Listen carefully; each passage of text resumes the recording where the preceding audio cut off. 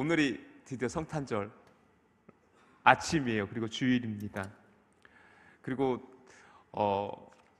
최근에 제 기억으로는 화이트 크리스마스의 경험이 거의 없었는데 이번 주에 하나님께서 너무 과할 정도로 많은 또 눈을 내려주셔가지고 온 세상이 하얗게 덮이기도 했습니다. 사랑하는 성도 여러분, 오늘 여러분에게는 어떤 날로 기억되어질까요? 2000여 년 전에 그 베들레헴에 오신 아기 예수님을 오늘 우리는 왜 기억해야 됩니까? 저는 오늘 이 기쁨에 찬 이 성탄절 아침에 여러분과 함께 성탄의 인사를 먼저 나누고 말씀을 나누었으면 좋겠어요. 우리 아기 예수님이 이 땅에 태어났지요. 우리 예수님 생일 축하합니다. 우리 큰 소리로 우리 박수로 하나님께 예수님께 우리 생일을 축하해 드릴까요? 예수님 생일 축하합니다.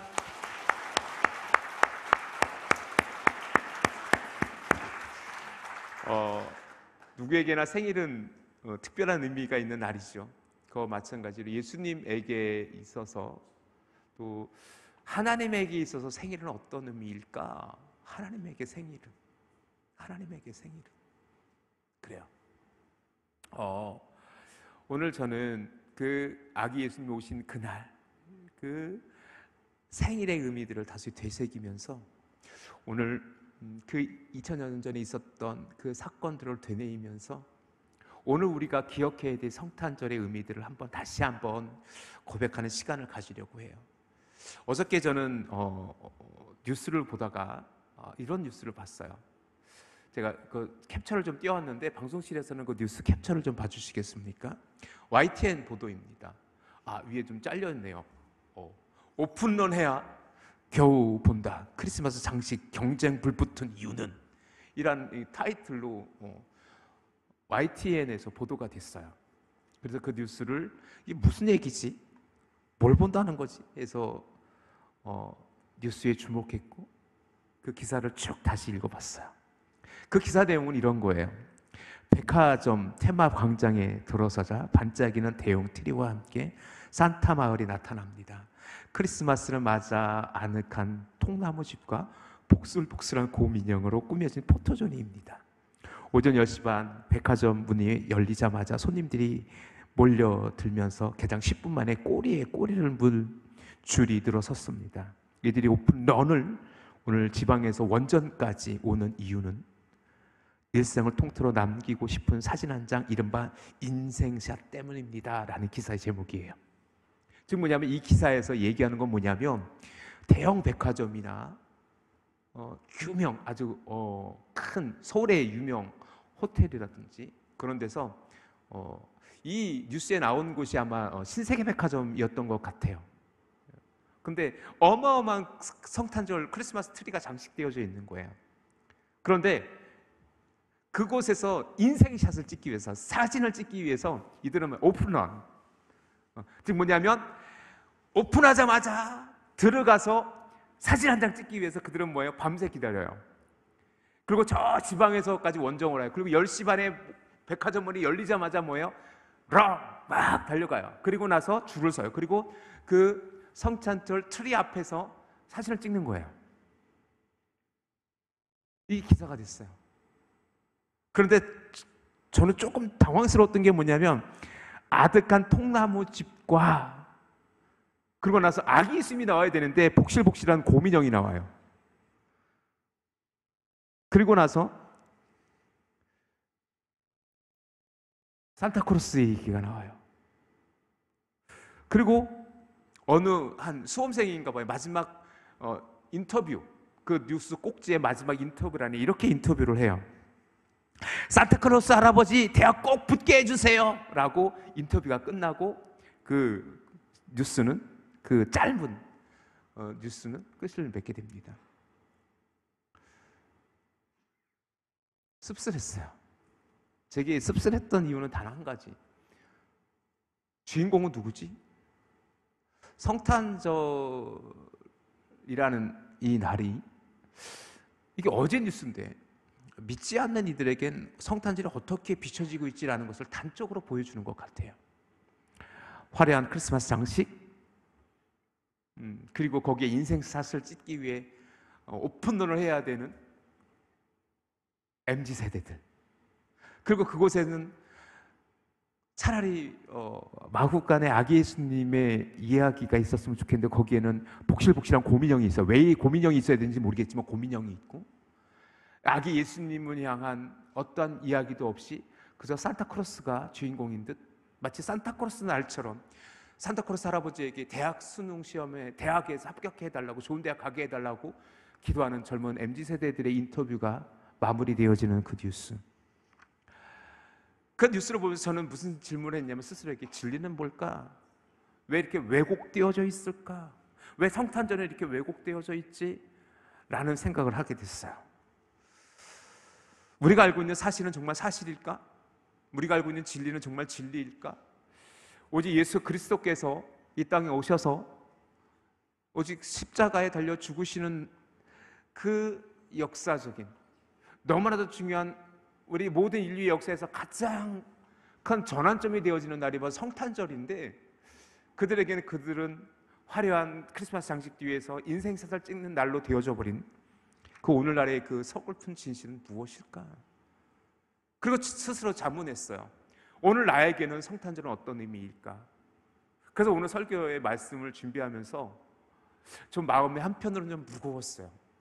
그리고 여러분에게 이렇게 질문을 드리고 싶어요. 여러분에게 성탄절은 어떤 의미가 있고, 정말 예수 그리스도께서는 여러분의 인생에서 어떤 의미로 다가오고 있습니까? 정말 예수님께서 나를 위해 십자가 달려 죽으시게 이 땅에 오신 날이라면 한번 입장을 바꿔놓고 한번 생각을 해볼까요? 하나님의 입장에서 성탄절은 어떤 날일 것 같아요? 이제 내 모든 계획은 이제 이루어질 거야. 이제는 하나님 자신인 내가, 그리고 나의 독생자인 예수 그리스도를 이 땅에 보내시고,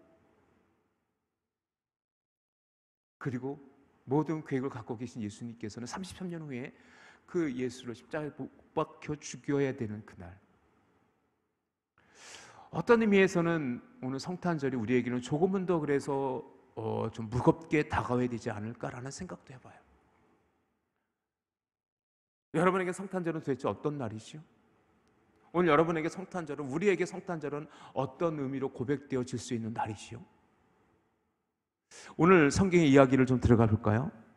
오늘의 이야기는 오직 마태 복음에만 기록되어져 있는, 우리가 너무나도 잘 알고 있는 동방박사의 이야기예요. 동방박사. 잠시 후에 다시 그 질문을 던지겠지만 왜 동방박사지? 거기에 대한 질문도 우리가 함께 해보게 되겠지만, 먼저 그때 오늘 1절과 2절 말씀의 헤로데의 이야기부터 오늘 본문의 이야기를 시작하려고 합니다. 오늘 본문 2장 1절부터 2절 말씀 우리 같이 한번 읽어볼까요? 오늘 본문 마태복음 2장 1절에서 2절 시작. 헤롯 왕 때에 예수께서 유대 베들레헴에서 나심에 동방으로부터 박사들이 예루살렘에 이르러 말하되, 유대인의 왕으로 나신 이가 어디 계시냐? 우리가 동방에서 그의 별을 보고 그에게 경배하러 왔노라 하니, 기록되어 있죠. 우리가 너무 잘 알고 있는 본문이에요. 그때 유대 땅은, 예수님께서 태어나실 유대 땅은 로마의 식민지 시절이었어요. 로마의 식민지 시대였고, 로마가 다스리던 시대였고, 로마에서 세운 왕 헤롯 왕이 그 땅을 지배하고 있었어요. 우리가 잘 알고 있는 헤롯 대왕이라고 이야기되어지는 악명 높은 그 헤롯 대왕이에요. 그 헤롯 대왕은요, 그 왕권을 유지하기 위해서 어마어마한 노력을 합니다. 그리고 굉장히 잔인한 왕으로 알려져 있어요. 그 헤롯 왕은 그의 왕권을 유지하기 위해서 자기의 아내도, 장모도, 처남도, 심지어 그의 아들 3명이나 왕권에 위협이 된다는 이유로 잔인하게 처형했던 그런 인물로 그려져 있는 헤롯 왕. 즉 뭐냐면 헤롯 왕에게 그 동방박사로부터 들려온 왕이 나셨다라는 이야기는요, 충격이에요. 어마어마한 충격이었던 거예요. 내 왕권을 흔들 자가 있다고? 누군데? 근데 그게 악이야? 그래서 우리가 잘 알고 있는 것처럼 그 당시 영아를 학살하는 명령을 내렸던 왕이 바로 이 헤롯 왕이에요. 그럴 수밖에 없었던 것은 뭐냐면 헤롯 왕은 위기였거든요. 왕권이 공고하지 않았어요. 비록 로마에서 임명된 왕이었지만 유대에서는 그렇게 환영받지 못한 인물이기도 해요. 왜냐하면 헤롯은 그 출신 성분부터가 굉장히 좀 불편했어요. 왜냐하면 아무리 식민 지배를 당하고 있다고 해도 유대인들에게 그들의 왕은 다윗의 계열이었었어요. 다윗 왕의 후손이어야 됐었어요. 하지만 헤롯 왕은 혈통적으로는 이두메 사람이에요. 유대인과 에돔인 사이의 혼혈족이에요.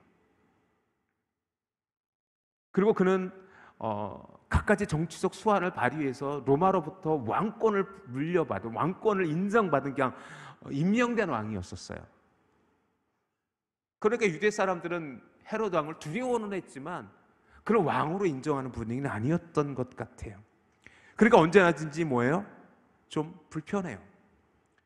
그래서 유대 사람들에게 어쨌든 한쪽의 피는 유대인이기 때문에 그들은 유대 땅에서 왕으로 있으면서 유대인의 환심을 사길 원했었어요. 그래서 기원전 60여 년 전에 예루살렘 성전이 두 번째 성전이었던 수룹바벨 성전이 좀 무너지는, 로마의 폼페이우스 장군에 의해서 무너지는 그런 아픔도 겪게 되는데 그 무너진 성벽을 재건하기도 해요. 그래서 우리가 예수님 시대의 예루살렘 성전을 헤롯 성전이라고 부르는 이유가 거기에 있기도 했었어요.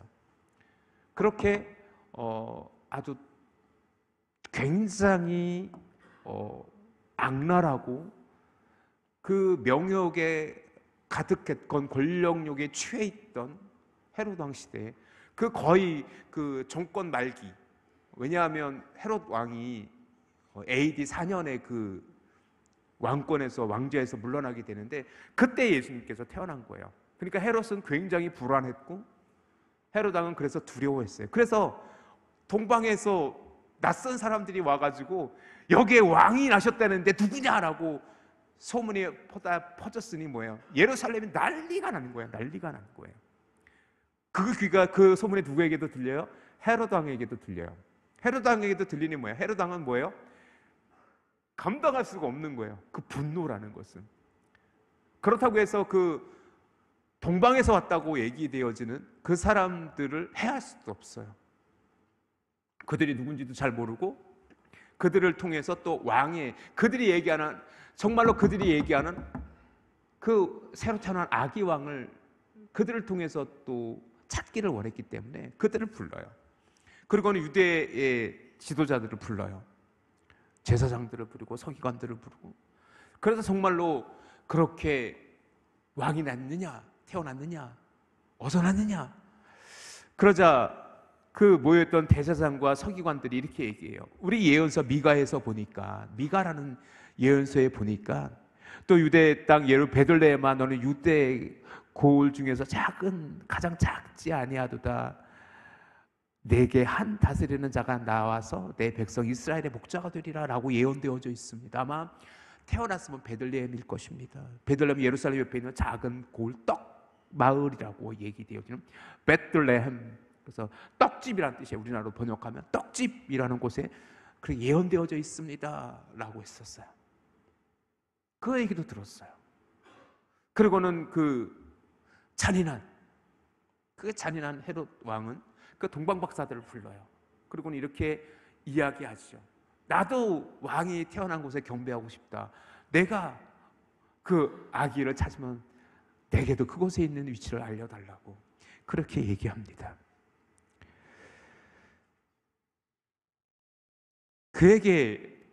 헤롯에게 아기 예수님이 태어났다라는 것은요, 절대로 좋은 소식, 굿뉴스는 절대로 아니에요. 왜냐하면 그에게는 경쟁자일 뿐이에요. 도대체 이해되어질 수 없는 그런 상황, 그리고 용납되어질 수 없는 상황. 그래서 그쪽 한쪽 마음에는 뭐예요? 그래? 그 아기 죽여버리면 되지 라는 잔인함을 내보이는 왕, 그것이 헤롯 왕. 그때 예수님께서 태어나신 거예요. 그때 예수님께서 태어나신 거예요. 누구를 이겨야만 하고, 누구를 무너뜨려야만 하고, 누구를 넘어서야만 성공할 수 있다고 생각되어지는 이 시대와 무엇이 다르지요?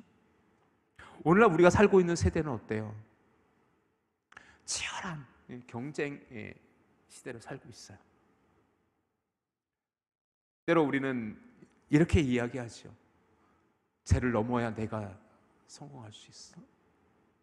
쟤를 무너뜨려야 내가 그 위를 디딤발로 삼아서 올라갈 수 있어. 헤롯 왕과 무슨 차이가 있는 거죠? 그런 이 시대에 예수님이 오셨다라는 것은 또한 어떤 의미일까? 사랑하는 성도 여러분, 기억하십시오. 그 예수 그리스도께서는요, 이 땅에 왕으로 오셨어요. 그렇지만 예수님께서 이 땅에 왕으로 오셨지만 그는 왕좌에 앉으신 적도 없으시고요, 그는 왕궁에 거하신 적도 없으세요. 왜냐하면 그 세상의 왕들과는 다른 왕의 모습으로 오셨기 때문이기도 했지요. 사랑하는 성도 여러분, 바로 그 예수님께서 2000년 전에 예루살렘 베들레헴에 태어나셨지만 그때 유대 땅은 그렇게 누군가를 죽여야 내가 살 수 있다고 생각되어지는 왕이 다스리는 나라였었어요. 그곳에 생뚱맞게 동방박사가 등장합니다. 동방의 박사. 우리가 너무나도 잘 알고 있는,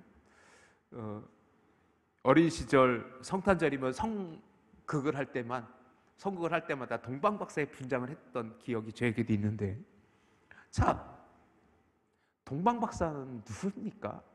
여러분이 이미 알고 있을 수도 있어요. 동방에서 온 박사들. 그럼 동방은 도대체 어디일까? 몰라요. 솔직히 몰라요. 그런데 추측하기로는 아마 바벨론 지역이 아닐까. 옛날 바벨로니아 지역이 동방은 아니었을까? 왜냐하면 이미 이스라엘 역사에서 이스라엘은 기원전 587년부터 70년 가까이 그 바벨론의 포로기가 되어지고 그 왕권이 바뀌면서 페르시아의 시대까지 그곳에서 포로기의 생활을 지내게 되죠. 그때 아마 그 페르시아의 사람들은 알고 있을 거예요. 그 바벨론 사람들은 알고 있었을 거예요. 저 유대인들은 메시아를 기다리고 있다라고. 그래서 어쩌면 하나님께서는 그 동방의 박사들, 그 페르시아, 그 바벨론이라고 이야기되어지는 그곳에서의 천문학자들을 통해서 아기 예수님을 그 소식을 전하게 했던 것은 아닐까라고 추측되어져요. 그래서 박사라는 단어는 우리가 알고 있는지 마고스라는 단어가 있습니다. 마고스. 이 마고스라는 단어는 긍정의 뜻과 부정의 뜻을 같이 가지고 있어요. 실제적으로 이 마고스, 박사들이라는 단어는 초자연적인 지식을 가지고 있거나 꿈을 해석하는 능력을 갖춘 제사장 혹은 현인, 지혜자 등의 의미가 있어요. 그런데 실제적으로 이들은 어떤 일을 하는 건가? 말 그대로 점장이에요. 점성술사예요. 점성술사, 마술사 혹은 사기꾼의 의미도 같이 가지고 있어요. 그런데 실제적으로 오늘 본문에서 사용되었던 동방의 박사들이라고 했다면 아마 이들은 그 한 나라의 기륭화복을 점치는 그 점성술사였을 가능성이 높아요. 그래서 이들은 나름 최고의 지식을 갖고 있고 학식을 가지고 있는 사람들로 여겨질 가능성이 높습니다.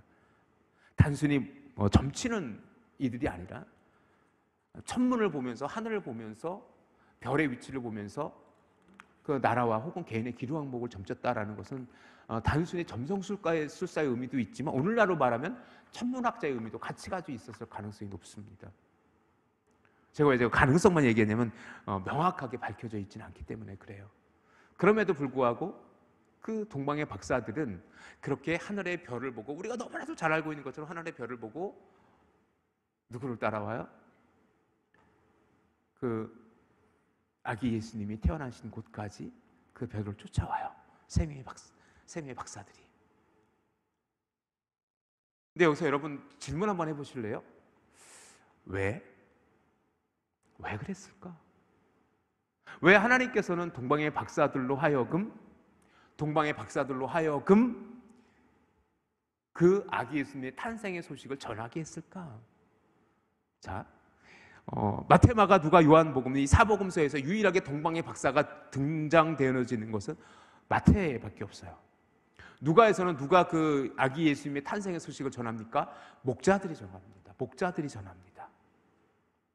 메신저가 좀 달라요. 자, 그렇다면 왜 그럴까? 그 의미들을 우리가 한번 찾기 위해서는 그들이 드린 세 가지의 예물의 의미들을 또 우리가 생각해 보지 않을 수가 없어요. 자, 우리가 잘 알고 있는 것처럼 세 가지 예물들이에요. 뭐? 황금, 유향, 모략. 세 가지 예물, 너무나도 잘 알고 있는 세 가지의 의미들도 아마 이미 여러분은 아실 수 있을지도 모르겠어요. 황금, 무슨 의미가 있죠? 왕의 의미가 있어요. 황금은요, 왕이신 예수님께 드린 예물로 이해되어지고 있어요. 왕이에요, 왕. 말 그대로 황금이에요, 황금. 왕을 상징하는 물건이죠. 왕을 상징하는 보물이죠. 그래서 첫 번째 드리는 예물은 황금이었었어요. 그리고 두 번째는 뭐예요? 유향이에요, 유향이라는 것을 여러분 혹시 유황이라고 오해하지 마십시오. 유향입니다. 향의 재료입니다. 이 향의 재료는 어디서 주로 사용되어지냐면 분향단에 사용되었던 향재료 중에 거룩한 향 중에 하나가 유향입니다. 그리고 구약에서는 유향은요, 하나님께 제사 드리기 위해 사용되어졌던 굉장히 중요한 향재료 중에 하나였습니다. 그래서 동방박사들이 유향을 드렸다라는 것은 그만큼 그것도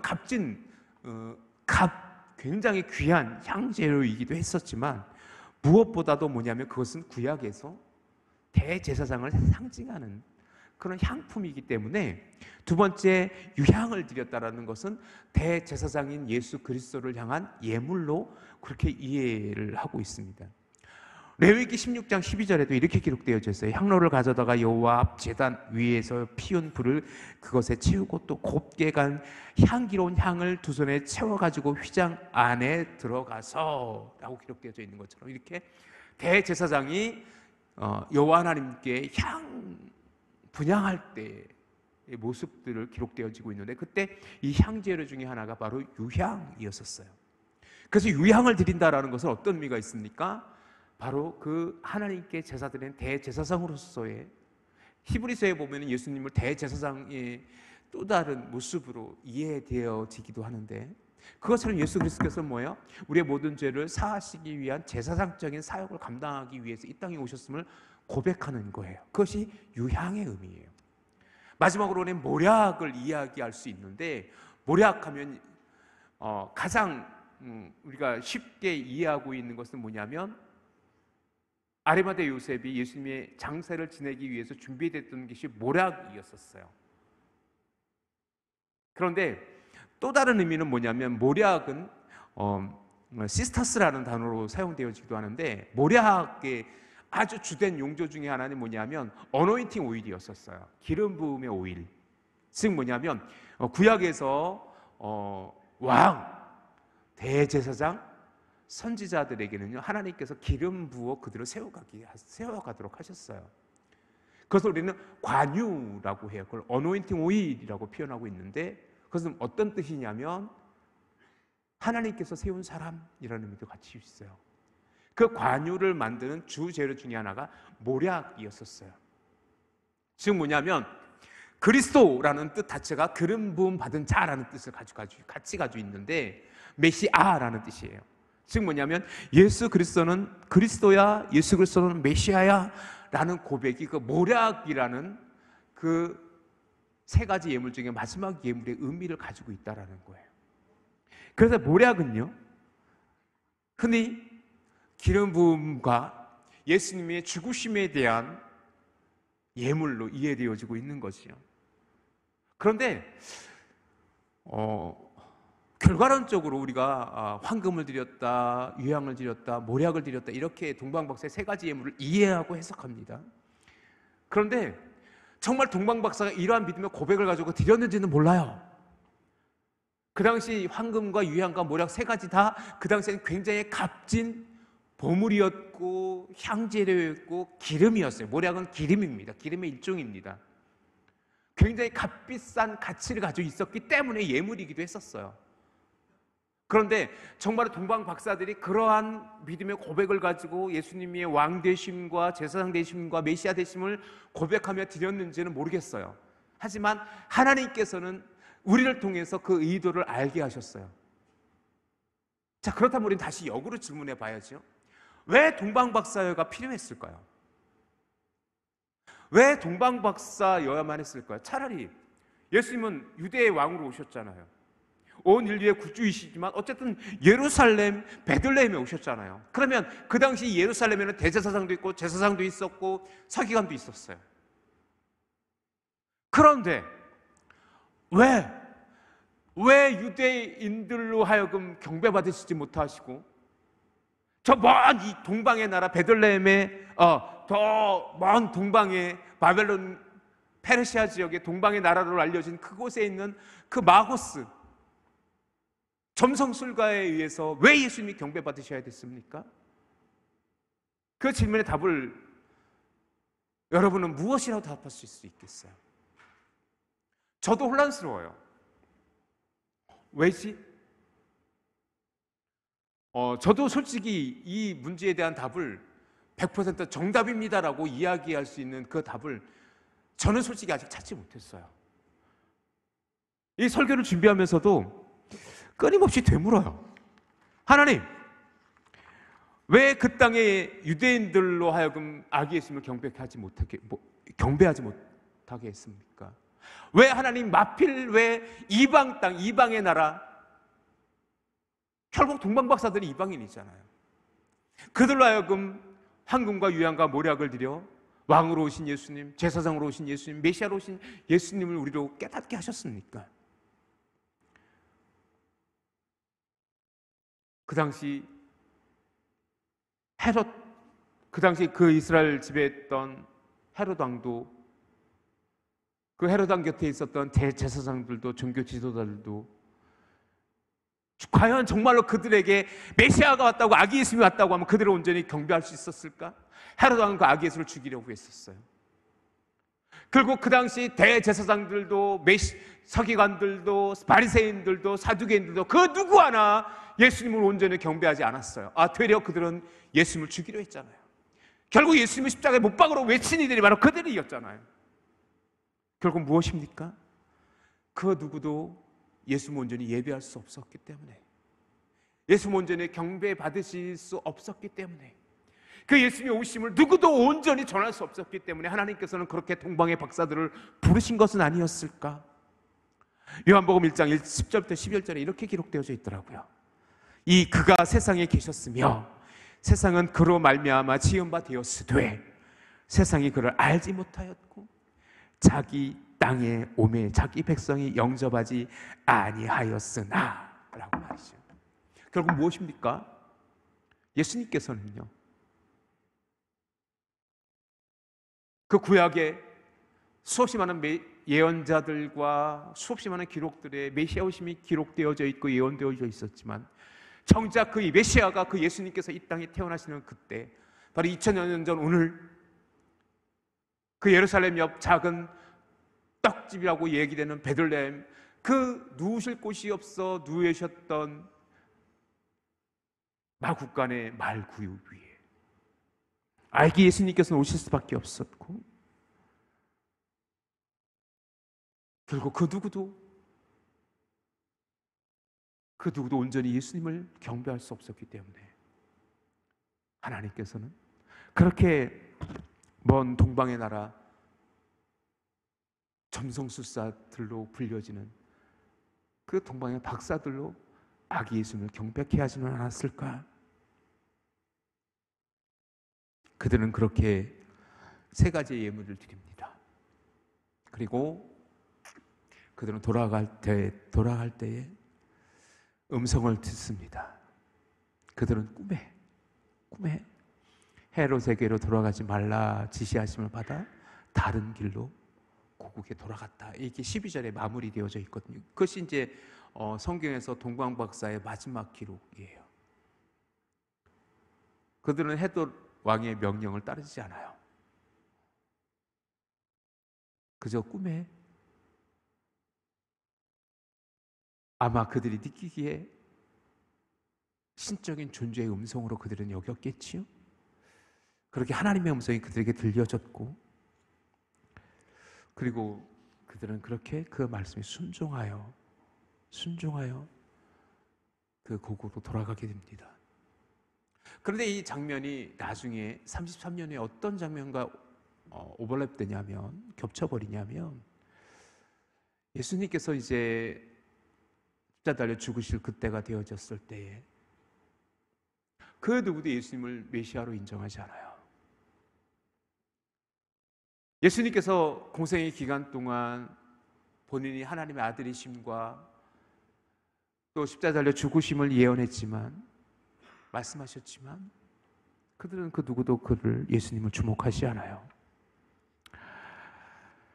그렇게 예수님께서는 이 땅에 오셔서 그렇게 왕으로 오셨지만 왕자에 앉으신 적도 없으시고, 우리의 구주로 오셨지만 우리를 구원하시기 위해 십자가를 지셔야만 했던 그 예수 그리스도, 그렇게 예수 그리스도께서는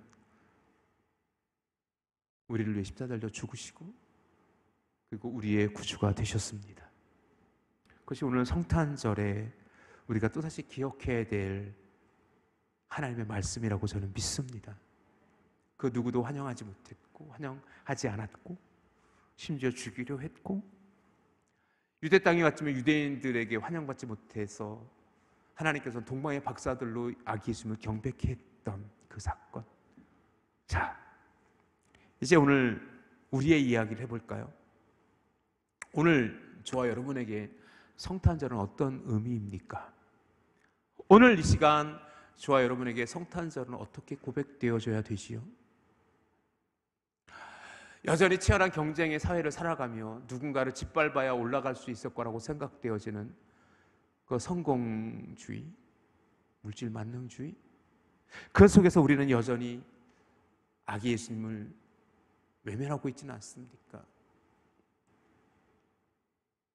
예수 그리스도께서 우리에게 말씀하신 사랑과 섬김은 외면되어진 채 그저 예수님조차도 도구화되어지고 우리의 신앙조차도 내 성공을 돕는 보조제적인 어떤 액세서리적 정도로밖에 여겨지지 않는 그런 신앙의 모습은 우리에게 없습니까?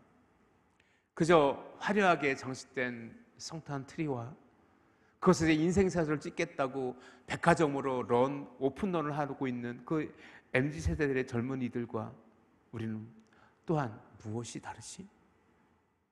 하나님의 영광을 바라보기 전에 고난의 십자가를 고백할 수 있나?